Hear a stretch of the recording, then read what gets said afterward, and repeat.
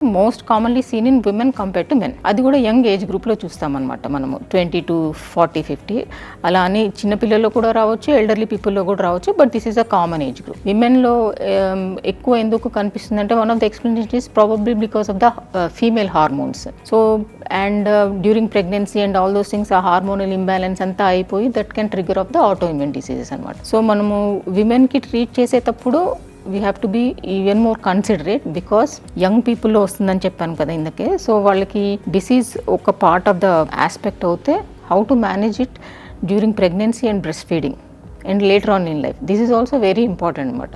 So మనము ఒక young lady వచ్చిందనుకోండి, మనకి జస్ట్ డయాగ్నోస్ చేసి మందులు ఇచ్చేసి దట్ ఈస్ నాట్ మన జాబ్, అంతే కాదు. Beyond that we have to look at it. So we have to educate that young lady that మీరు ఇప్పుడు ట్రీట్మెంట్ స్టార్ట్ చేశారు, మీ డిసీజ్ కంట్రోల్కి వస్తుంది.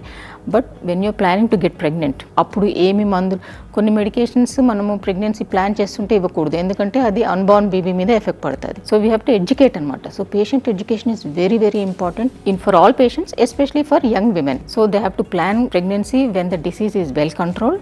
They have to avoid certain medications which may have effect on the unborn baby, and if they are planning to breastfeed also we have to avoid certain medication. And మనకి because మనము కొన్ని medicines avoid చేస్తాం కాబట్టి వాళ్ళకి arthritis during pregnancy కానీ లేకపోతే post delivery ఏమైనా flare up వస్తే దాన్ని ఎలాగ మనము ట్యాకిల్ చేయాలి, ఇవన్నీ కూడా we have to educate them so that they can manage the disease well అనమాట. It's not only the doctor but it is also responsibility the patient and the family. So education of the patient and the family is at most important in these conditions.